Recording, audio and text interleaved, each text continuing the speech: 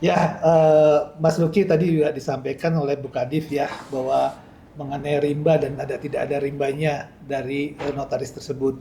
Ini problematika ini semua segala macamnya itu bukan hanya pada saat ini aja, tapi sejak dahulu, sejak sebelum-sebelumnya itu juga adalah yang mengenai hal ini. Justru peningkatan dari pelayanan dari Kadif Yankum ini di tiap-tiap wilayah ini yang perlu ditingkatkan, yang mana untuk mendata, mencari informasi bagaimana pekerjaan atau pelaksanaan tugas dari notaris kita masing-masing yang ada di daerah, kota, wilayah, kabupaten. Nah, keterkaitan mengenai hal ini tentu ada konsekuensinya yang harus dilaksanakan dan harus dijalankan. Nah, bagaimana itu kolaborasinya antara pengurus wilayah, majelis terutama dalam melakukan pengawasan itu, baik itu MPW maupun MPD, harus lebih aktif lagi untuk melakukan hal ini. Nah, kita lihat juga notaris-notaris yang entah berantah rimbanya ini ada produk aktenya enggak. Kalau ada produk aktenya juga ini menjadi bahaya gitu kan untuk notaris dan organisasi maupun juga untuk kementerian juga. Karena produk hukum ini yang dilakukan oleh mereka ini di mana, pada saat kapan dan kapan tentunya. Dan ini banyak temuan juga. Nah, justru berkomitmen berikrar dalam bersumpah dalam sumpah jabatan yang dilaksanakan tadi maupun kita selaku notaris itu kan pasti kita berikrar harus mematuhi, tunduk, semua segala macam keterkaitan mengenai undang-undang, peraturan perkumpulan dan harus berintegritas terutama dengan etika profesi yang kita lakukan. Ini moral beda ya dengan ke norma gitu loh kan. Karena moral ini suatu kewajiban yang harus ada tuntutannya. Dan kalau yang namanya ada tuntutannya pasti ada kerugiannya kalau tidak dilaksanakan sebagaimana mestinya gitu loh. Nah, ya konsekuensinya bisa aja mungkin secara ekstrim itu bisa pencabutan SK. Secara ekstrim ya gitu loh kan, itu bisa dilakukan karena bukti-buktinya sudah jelas dan itu ada kewenangan dari majelis maupun dari kementerian. Itu punya kewenangan akan hal itu, dia mencabut atau dia memberikan. Itu kewenangan sama sekali. Dan kalau misalnya itu sudah terlalu dan kelewatan, ya saya setuju untuk hal-hal terkait tersebut. Ya karena kita kan mencari ke depan itu untuk bagaimana kita mengintegritaskan profesi ini secara profesional. Jangan profesionalnya cuma 30%, hanky-panky-nya jadi 70%, bukan mau dijelaskan segala macam, tapi bagaimana kita benar-benar berkontribusi dan komitmen terhadap diri kita dan jabatan kita yang diamanahkan itu. Itu sih kalau dari saya. Jadi organisasi bagaimana mengambil tindakannya ke depan? Ya itu, saya bilang ekstrim-ekstrimnya ya harus dicabut, nggak ada masalah. Rekomendasikan dicabut. Iya, untuk hal-hal itu, karena kan dia nggak berkomitmen, dia tidak melakukan tugas apa yang diamanahkan. Ya kita lihat ada produk hukum yang keluar nggak di situ. Kalaupun dia tidak dengan jangka waktu, kan tidak boleh. Kita punya aturan nih, dalam waktu 7 hari. Setelah dilantik iya, itu setiap bulannya laporan. Kalau notaris tidak bikin laporan segala macam, ya kalau kalian tidak mau berkomitmen, ya ngapain kita berkomitmen? Ya sudahi aja keluarga ini gitu loh kan. Istilahnya bukan kita mau menceraikan, tapi pakem-pakem yang ada itu udah jelas. Dan saya juga mengimbau kepada majelis semua segala macam, komitmen juga, tegas juga dalam menjalankan fungsinya. Jangan abu-abu, kita nggak berada di gray area, kita berada di hitam atau putih. Satu pertanyaan saya, ini wewenang siapa? Terus untuk treatment ini, terus kemudian SOP-nya bagaimana? Apa harus ada laporan? Terus kemudian saya rasa nggak perlu ada laporan, Mas Luki, kan karena majelis itu punya rutinitas per berapa bulan kan melakukan pembinaan. Yang jelas yang punya kewenangan itu adalah majelis. Majelis itu bahagian dari siapa aja. Ini tadi disebut-sebut majelis ini MPD ya? Iya, bisa MPD, MPW, MPPR, semua segala macam. Itu punya kewenangan. Oke. Kewenangan untuk mendiskresikan semua segala macam, merekomendasikan segala macam. Dan bagian dari majelis itu kan ada terbagi. Semua segala macam. Jangan ada di gray area, udah. Bukan masuk Dewan Kehormatan juga ya? Oh itu kan kalau ada laporan etika profesi, tindak kesalahan dalam pembuatan akte misalnya, atau dia ikut TikTok segala macam gitu loh kan, itu kan ada temuan-temuan yang dilaporkan, ya kan, misalnya tidak mengakui organisasi ini, satu-satunya itu laporan, Pak. Oke. Gitu loh, itu Mas, Oke. itu barang. Beralih ke Mas Dodi yang punya Jawa Barat, bagaimana tindakan selanjutnya? Apakah ini kan rakyat atau negara sudah capek-capek mengeluarkan biaya untuk sampai menurunkan notaris sekian, kenapa kok sampai begitu gitu kan? Terus kemudian kan sayang. Terus kemudian apakah nanti wewenang majelis itu bisa diaktifkan lebih aktif tanpa menunggu laporan, terus kemudian langsung aja di sidang, di apa, terus direkomen selesai aja atau gimana? Monggo Mas Dodi. Baik, terima kasih Mas Luki, Mas Pramono, Pak Ketum, izin.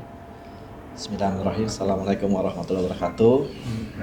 Pertama-tama kami selaku Ketua Pengwil Jawa Barat Ikatan Notaris Indonesia mengucapkan selamat dan sukses kepada rekan-rekan kolega yang baru saja tadi hari ini dilantik oleh Pak Kakanwil Hukum Jawa Barat dengan jumlah kurang lebih 526 karena ada satu yang berhalangan atau apa tadi ya. Nah, jadi 512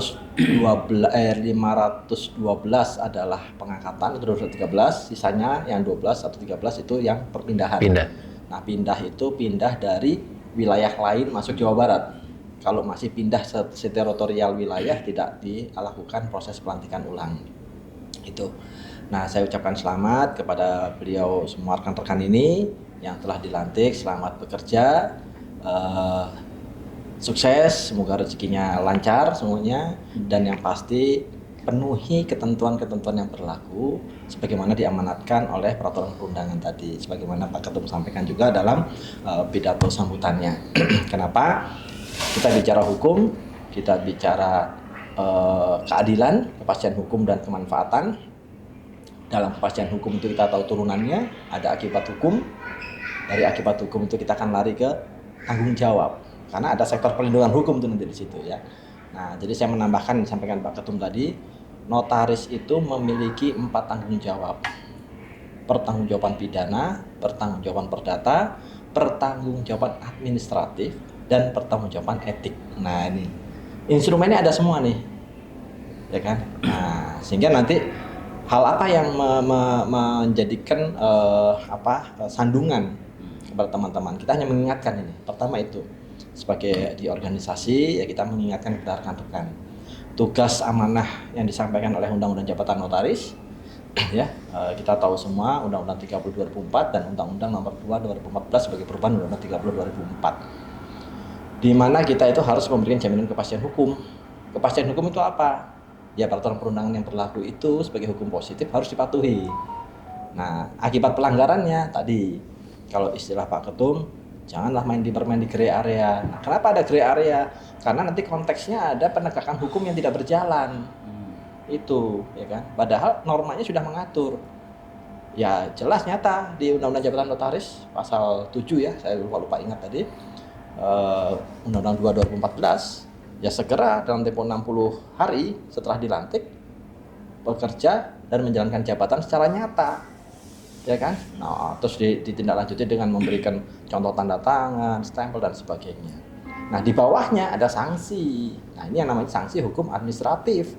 Jadi kewenangan siapa yang disampaikan Pak Ketum tadi?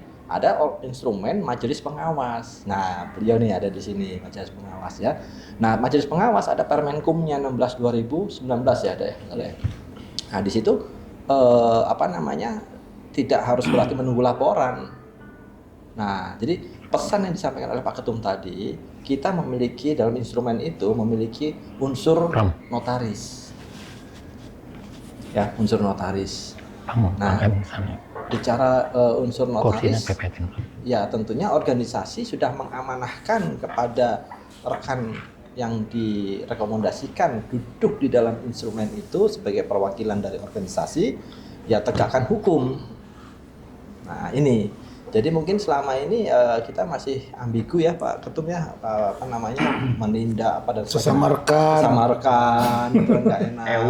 Ewo mau disanksi itu dia masih majelis malah karena gitu ya kan enak gak enak jadinya. Nah tadi tanggung jawab administratif. Nah ini kebetulan samping saya ini beliau sebagai majelis pengawas yang bisa lebih mendalami tentang sanksi administratif tadi. Nah tanggung jawab pidana jelas aparat penegak hukum nanti larinya ya kan, itu kalau ada unsur perbuatan melawan hukum secara pidana. Kalau tanggung jawab perdata ada unsur perbuatan melawan hukum onreh mate sedat ya. Jadi artinya 1365 KUH perdata itu masyarakat yang dirugikan berhak menuntut ganti rugi. Hukum administratif juga sama, ada sanksi itu.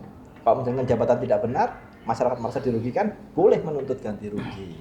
Termasuk sanksi administratif tadi. Nah, sanksi administratif ada kewenangan instrumen mulai dari majelis pengawas daerah, majelis pengawas wilayah dan majelis pengawas pusat. Mulai dari sekedar direkomendasikan untuk disanksi oleh majelis pengawas wilayah sampai ke majelis pengawas pusat untuk direkomendasikan diberhentikan dengan tidak hormat seberapa berat kesalahannya nanti.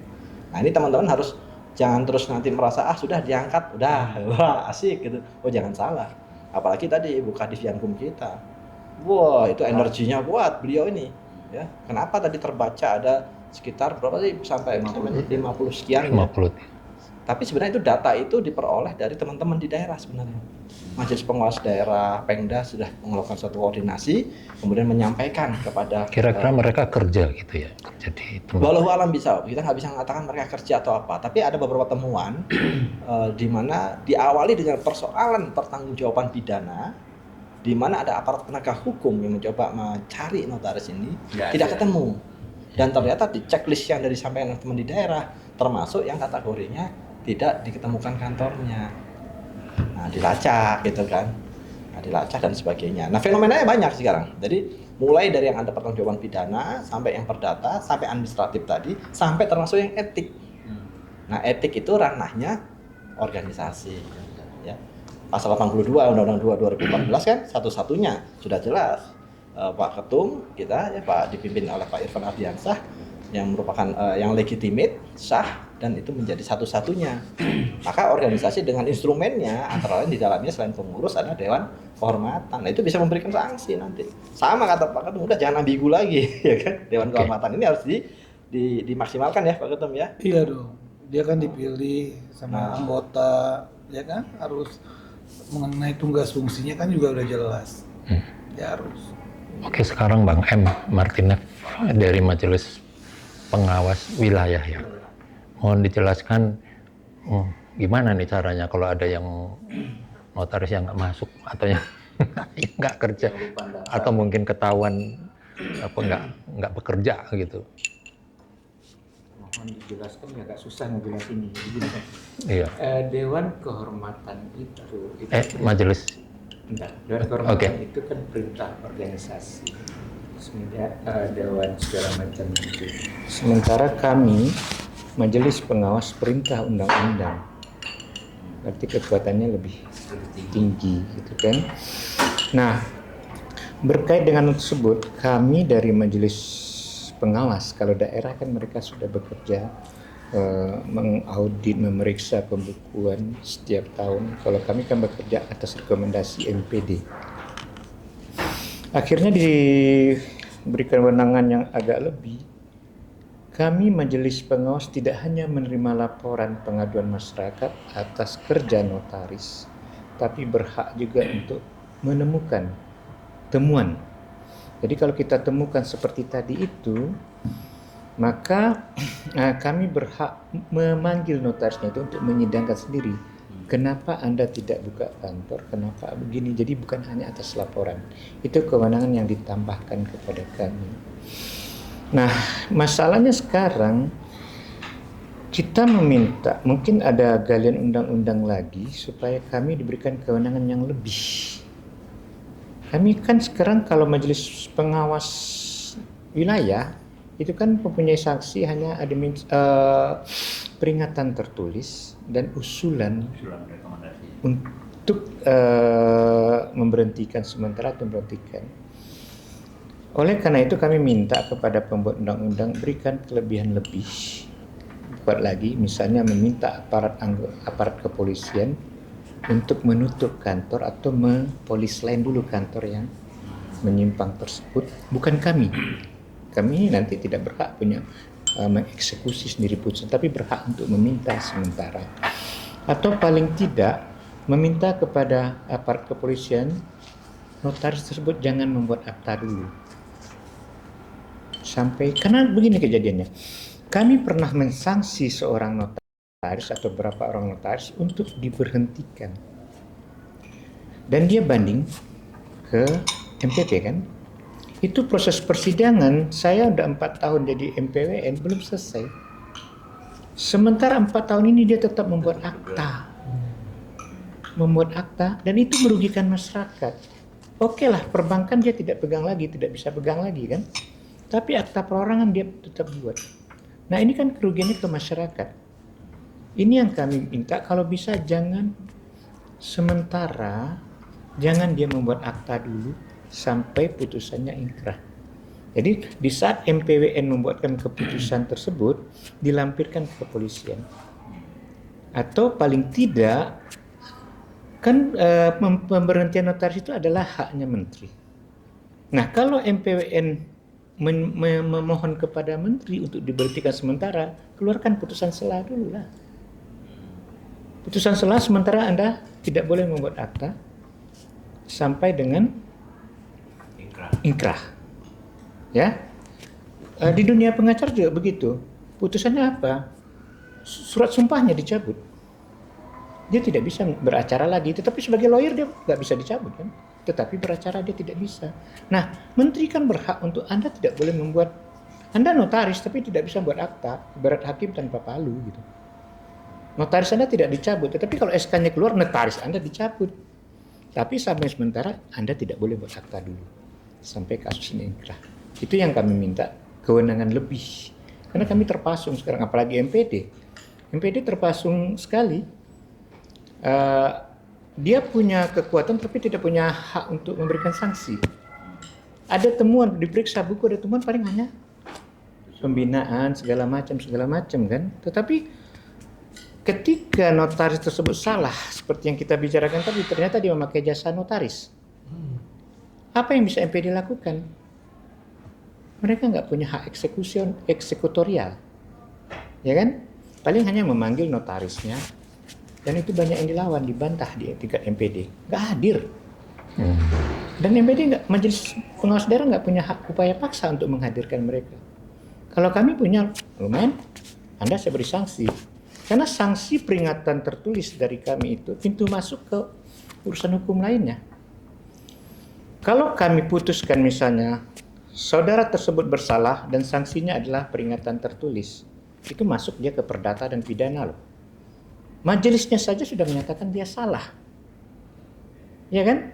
Berarti hakim sudah punya, penyidik atau APH lain sudah punya pegangan, majelisnya saja sudah bersalah.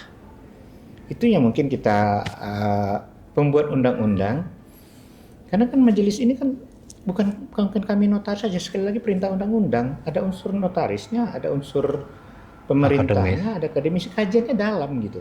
Jadi kewenangannya memperkuat kewenangan ya? Mohon diperkuat kewenangan